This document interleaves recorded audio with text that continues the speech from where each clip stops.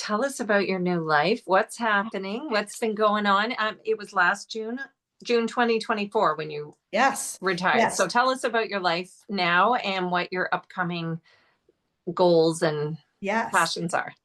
Right. So my biggest passion, as I had shared, is sewing and quilting, and not only that, is anything like people having a hobby, something that they love and that brings passion to their life, and sewing is it for me.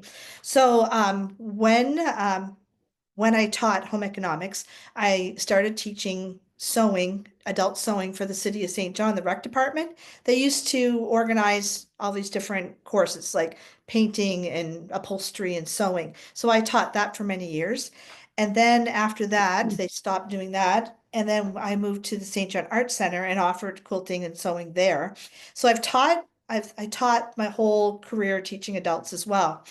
And then I also always did alterations for prom and weddings and things like that. So I've always had a business on the side to pay for Mhm. hockey and football and all the other things that come with kids. And then I finally thought, you know what, it's time. 3 years ago, I said, it's time for me to turn that into just me and not be giving half the money to the place that is, I'm renting from. So I thought it's time for me to do that for myself. So always wanted to, I'd love to own a fabric store, but that's really expensive. So I decided that I'm going to it's a safe way to jump into a business. And so I'm going to teach sewing and quilting, private lessons and workshops because there's not a high risk with that. No financial risk beyond putting myself out there, a website, Mhm. a few things like that. So anyway, I started teaching sewing quilting. So this coming April will be year 3 of Stitch. So my business is called Stitch St. John, and I offer private lessons, which I'll in studio here at my home, or I can go to people's home if they prefer. And then I have workshops. And I also now own a long arm quilting machine and it's computerized. So it's a 14-foot machine and I can put a quilt on it and I can set it up on the computer and she will quilt people's quilts, which with lots of supervision. So I offer that service to quilters. I love doing restorations to family heirlooms. People have brought me quilts that are just in dire need of, they've been around so long, of grandparents and great grandparents, and I've restored those back to looking beautiful again. I've had a lot of quilts that have come to me from families that their parents have dementia or they passed away with an unfinished quilt. So I Mhm. finished the quilt for them. And what an honor to finish and restore a piece of history. So I've loved that side of it. And I've done like t-shirt quilts, memory quilts for people, and just special quilts for special occasions. So I've really jumped in with Stitch and coming from working for the St. John Arts Center, which was an honor, or for the city, finally it's like I decided just to jump in and make it my own and make it a business. And I'm just loving it. And my Huh. goal is to share the passion of sewing and quilting. So what's interesting about it is that when I met with Opportunities New Brunswick, I met with them to share my business plan and get some feedback. And they said, "So your business plan, your goal is to get everybody to sew." I go, "Yes." And he goes, "How are you going to make money with that?" I said, "Oh, and that really, like, truly, I want people to enjoy a passion of something, of a hobby. It could be, you know, out hiking. It could be sewing. It can be needlepoint. It can be anything. I just think that we all need something to fill up and fill us up. And for me, it's quilting and sewing. So I love seeing people try it. This is year 3, and I decided calling it Stitch was able for me to bring in other kinds of handwork. So I've hired someone, an instructor to come in and do needle felting. I've had one of my lovely co-workers, colleagues from my school, she loved crochet. So I asked her to teach intro to crochet. So things that I don't do, but I want another way to bring other passions to people through my studio. So I have a studio in my basement, and I can have 12 people, and I have a large area set up, nice and bright and cheery, and it's been great. I'm just loving every minute of it. And so back to that point they made about how are you going to get anybody interested in that or make money off that? Yes. How's that going? It's I'm so busy. It's incredible.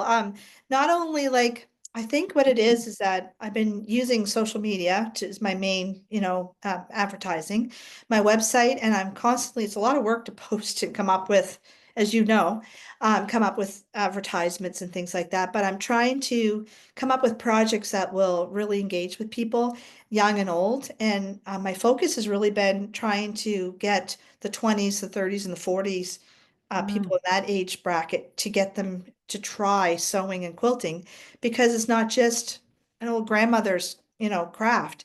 It can be for anybody. So I'm trying to choose projects that inspire, bring the modern twist to quilting and sewing, and it's not just, making an old granny quilt. So that's where and I found that I've found success with workshops and I've had them sell out in 2 days and it's just been really Oh, exciting. I have wait lists for some classes and private lessons, people who are, more introvert, or scared or like they like doing their own thing. So I have people that come for a lesson, I get them started, they go to work on the project, then they get ready for the next step, they come back.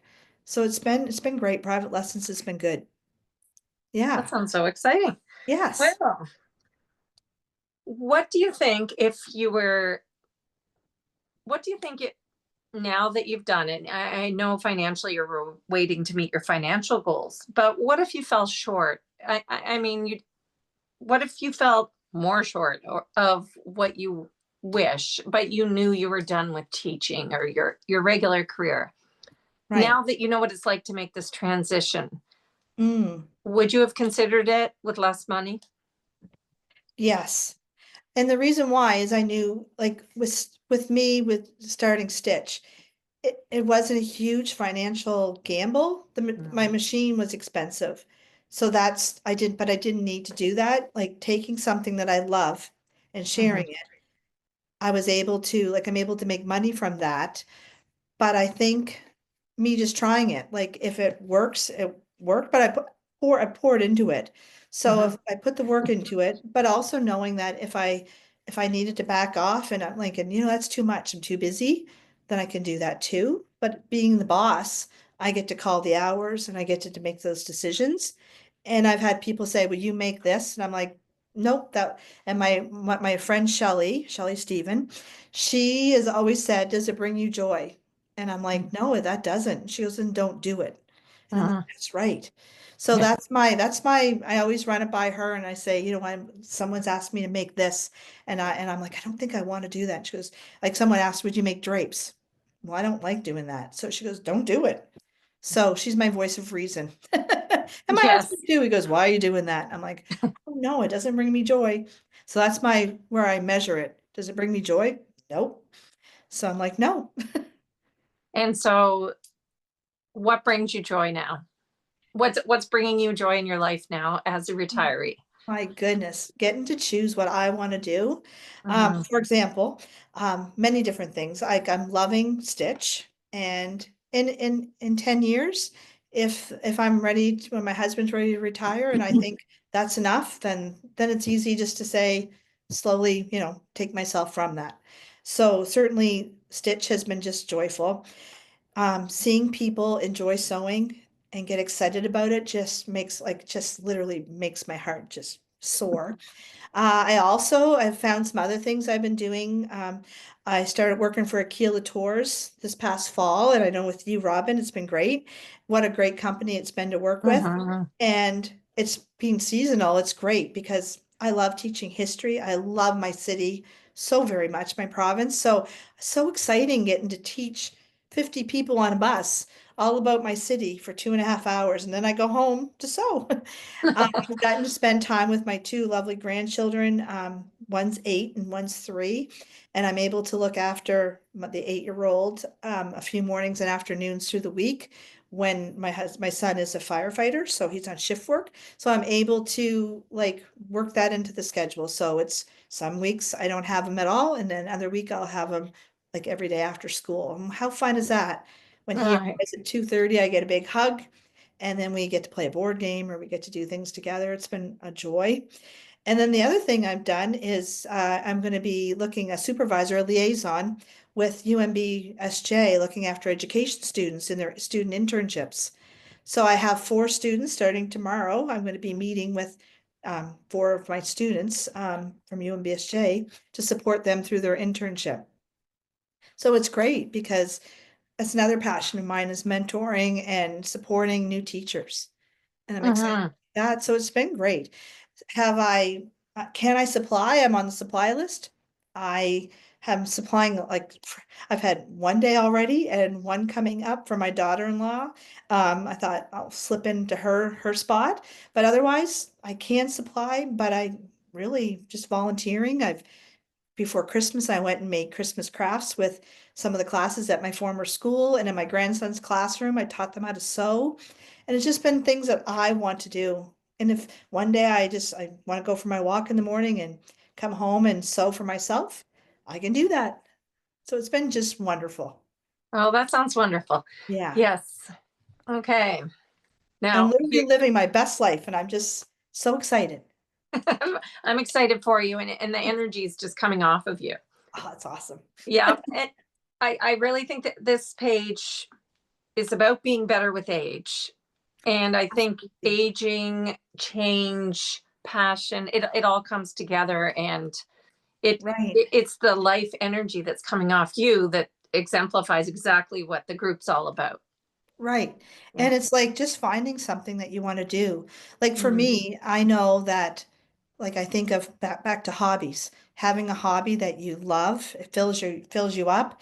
Any type of craft or hiking or whatever you want to do. If it like it just it's good for your mind, takes you off your screens, takes us away from our screens. Like there's so Hmm. much beneficial to it. It's like a mental health. It's all that. So it's just about finding something. I'm very excited for you. Thank you.